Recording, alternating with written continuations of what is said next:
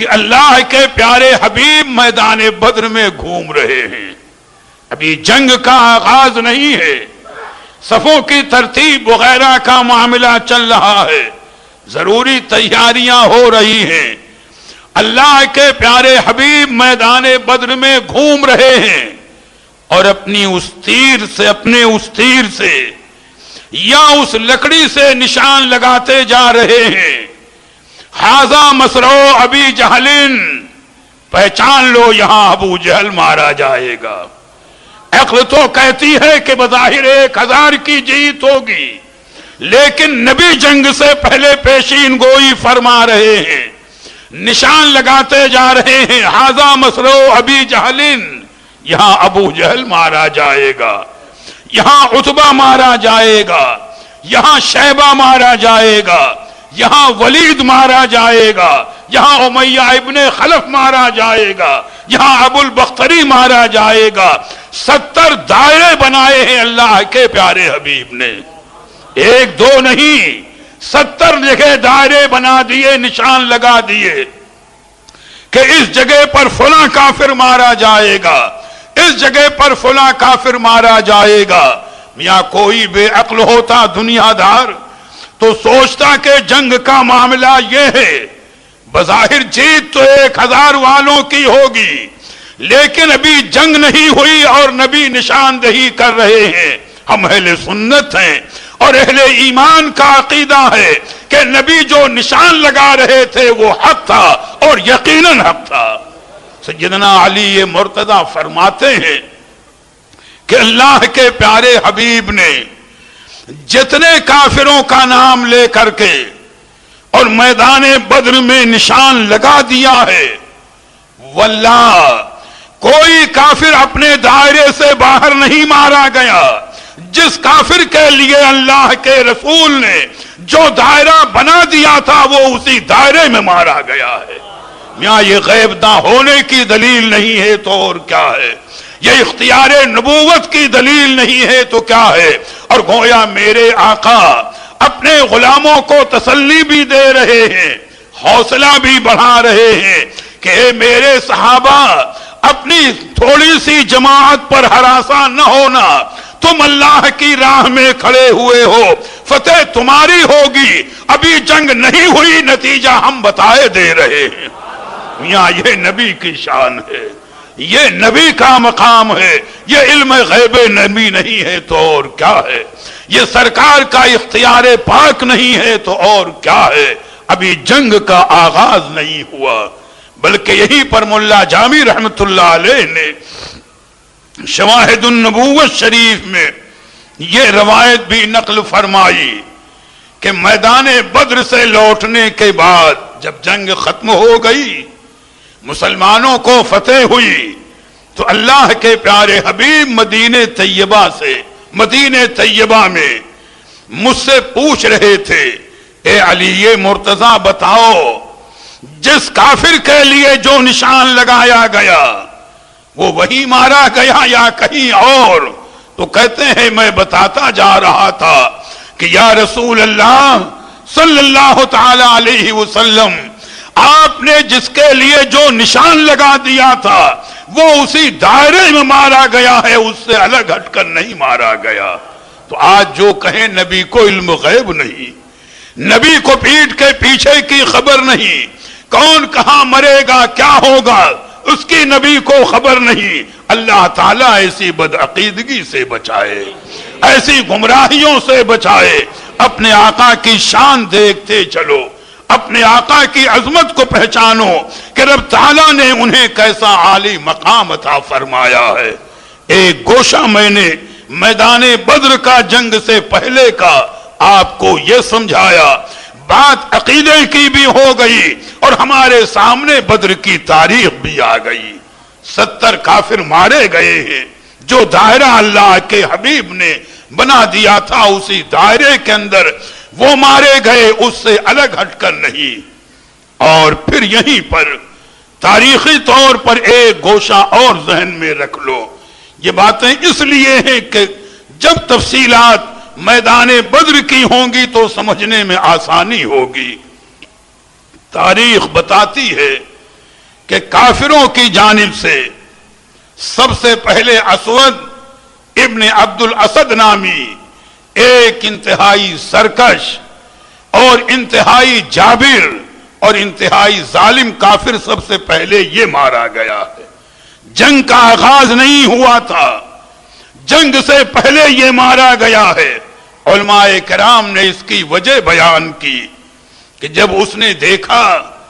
کہ پانی کے کنووں پر مسلمانوں کا قبضہ ہے اور بارش ہوئی ہے، مسلمانوں نے حوض بنا کر کے ایک تالاب کی شکل میں پانی جمع کر لیا ہے، تو وہ اپنے لشکر میں ظالم اعلان کرتا ہے کہ میں قسم کھاتا ہوں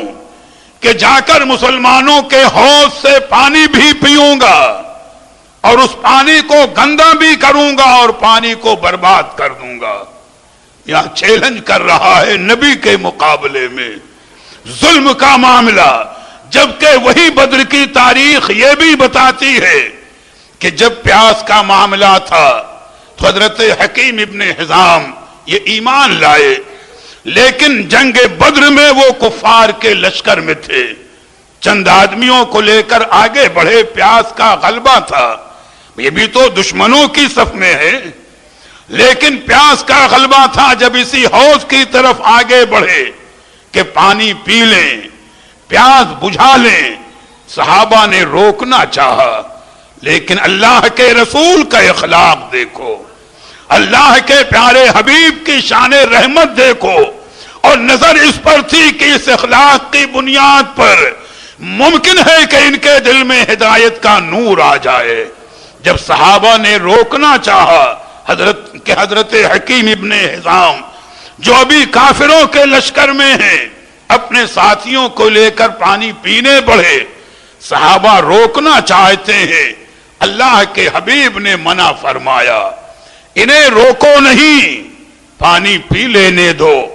ممکن ہے یہی میرا اخلاق ان کے لیے ہدایت کا ذریعہ بن جائے۔ حضرت حکیم ابن حزام آگے بڑھے، آپ کے ساتھیوں نے اور آپ نے پانی پیا، ساتھیوں کا جو انجام ہوا، لیکن آپ بہرحال ایمان لائے اور برابر فخر سے یہی کہتے تھے کہ بدر کے دن نبی کریم کی اس ادا نے میرے دل میں ایمان کا نور بھر دیا۔ ان کے کلمات کا خلاصہ اور مفہوم میں بتا رہا ہوں، تو دیکھو نبی کا اخلاق یہ تھا، اور وہ سرکش کافر آگے بڑھ رہا تھا، حوض کو برباد کر دیں کہ مسلمان پیاسے رہیں، ضرورتیں پوری نہ ہوں۔ جیسے ہی اس ارادے کے ساتھ اسود آگے بڑھتا ہے، وہ بھی جری تھا، پہلوان تھا، حضرت سیدنا امیر حمزہ رضی اللہ تعالی عنہ نے دیکھا کہ وہ حوض کی جانب بڑھ رہا ہے، اس کے ارادے کو بھانپ لیا کہ یہ ظالم ارادے بد سے آگے بڑھ رہا ہے، آپ بجلی کی طرح تیزی کے ساتھ اس پر جھپٹتے ہیں۔ تاریخ کہتی ہے کہ ایک ہی وار کیا تھا کہ اس کی پنڈلی کٹ جاتی ہے کہ ظالم تو حوض برباد کرنے آیا ہے، پانی خراب کرنے آیا ہے۔ جب پنڈلی کٹ جاتی ہے تو زمین پر گر کر تڑپنے لگا، لیکن مورخین لکھتے ہیں پھر بھی اتنا سرکش تھا کہ گھسٹتے ہوئے کوشش کر رہا تھا کہ کسی طرح حوض میں گر جائے کہ اس کے خون سے پورا پانی ناپاک ہو جائے۔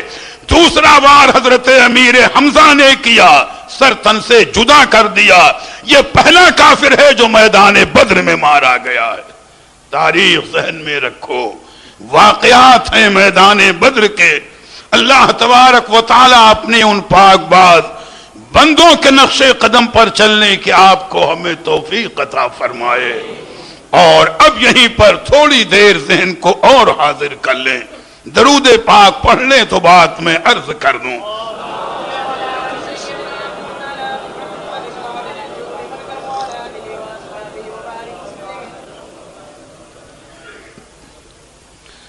ادھر کفار مکہ بھی اپنے صفوں کو درست کر رہے تھے،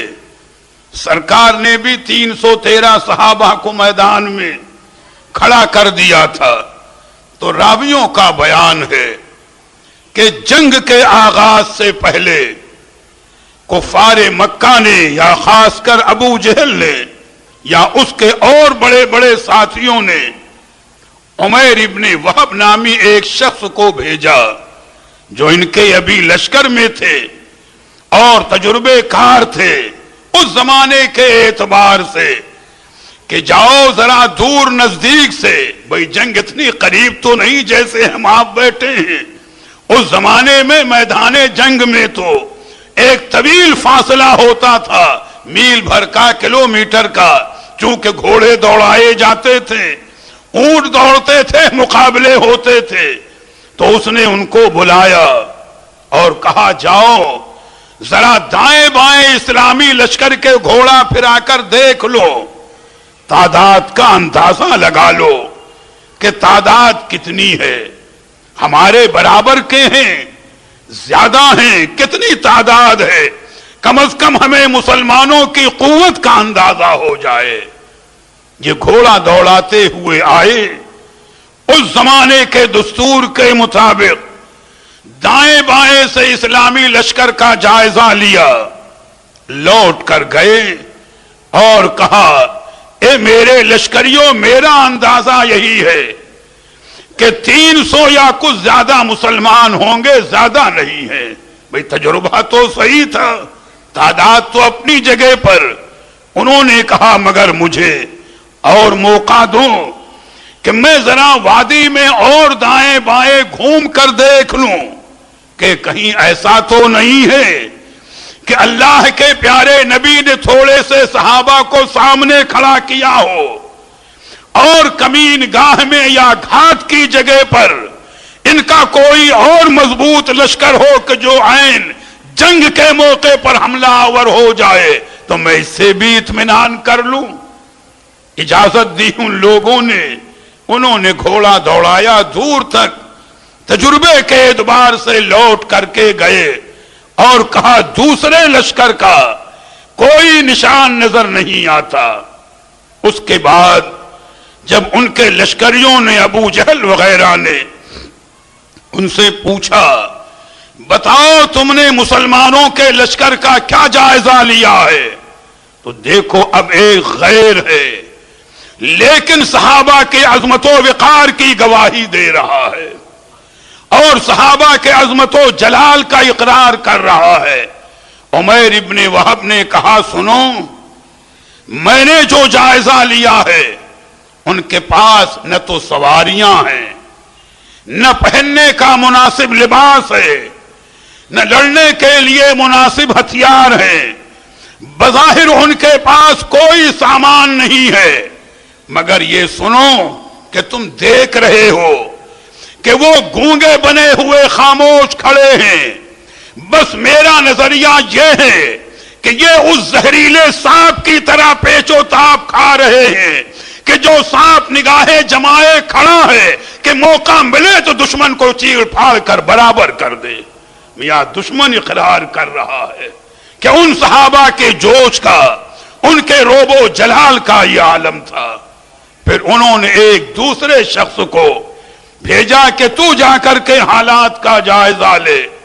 کہ محمد الرسول اللہ صلی اللہ علیہ وسلم کے صحابی کس حال میں ہیں، ان کا کیا انداز ہے، کیا کیفیت ہے۔ یہ دوسرا شخص بھی آیا، غالباً اس کا نام ابو سلمہ ابن اسلم تھا، یہ بھی تجربے کار شخص تھا، اس نے بھی دائیں بائیں گھوڑا دوڑایا، جائزہ لیا اور لوٹنے کے بعد جا کر ابو جہل وغیرہ کے سامنے کھڑا ہوا، کہا دیکھو ہم نے نہ تو وہاں ہتھیاروں کا ذخیرہ دیکھا ہے اور نہ ہم نے وہاں کوئی مال و سامان دیکھا ہے اور نہ ہم نے ان کے پاس کوئی اور چیز دیکھی ہے، بظاہر بے سر و سامان ہے، بظاہر ان کے پاس کچھ نہیں ہے، مگر اتنا سن لو کہ میں نے ان کو جس حال میں دیکھا ہے کہ نبی کے ساتھ جو یہ جماعت آئی ہے یہ گھر لوٹ کر جانے کے لیے نہیں آئی، نبی پر فدا ہونے آئی ہے، اور جب تک ان کے خون کا ایک قطرہ باقی ہے یہ اپنے نبی کے جسم پر خراش نہ آنے دیں گے۔ یہاں سوچو یہ ہیبت حق تھی. غیر اقرار کر رہا ہے, تسلیم کر رہا ہے کہ صحابہ آئے تھے تو کس شان سے آئے تھے, یہی جملے اس کے ہیں. یہ لوٹنے نہیں آئے کہ اپنے بیوی بچوں کے پاس یا اپنے ماں باپ کے پاس لوٹ جائے, یہ لوٹنے کے لیے نہیں آئے, نبی پر فدا ہونے کے لیے آئے. پھر اس کے بعد اس کا جملہ تھا کہ اہل مکہ یہ گمان نہ کرنا کہ آسانی سے زیر کر لو گے. بظاہر تمہاری تعداد زیادہ ہے, تمہارے پاس ساز و سامان زیادہ ہے, لیکن اتنا یقین کر لو کہ اگر ان کا ایک فرد شہید ہوگا تو اس سے پہلے تمہارے ایک فرد کو قتل کر لے گا. تو اگر وہ 313 ہیں, تمہارے 300 کو بھی قتل کر لیا, 1000 میں سے تمہارے پاس کیا رہ جائے گا؟ اب بھی وقت ہے کہ جنگ کرنے سے پہلے صحیح فیصلہ کر لو. یا لوگوں نے بتا تو دیا, لیکن ابو جہل سرکشی پر آمادہ تھا اور زیادتی پر آمادہ تھا, وہ کوئی بات سننے کو تیار نہیں. یہیں پر علماء نے 2 روایتیں اور بھی نقل کی ہیں. ادھر بھی تیاری ہے اور ادھر جب لشکر لے کر ابو جہل آگے بڑھنے کی تیاری میں ہے تو بعض علماء نے ذکر کیا کہ اس نے ایک دعا مانگی اور یقیناً یہ دعا قبول ہوئی اس کی. اس نے میدان بدر میں ایک دعا مانگی کہ اے پروردگار عالم, ہمارے ان دونوں گروہوں میں جو گروہ تیری بارگاہ میں محبوب و پسندیدہ ہو اس کو فتح عطا فرمانا,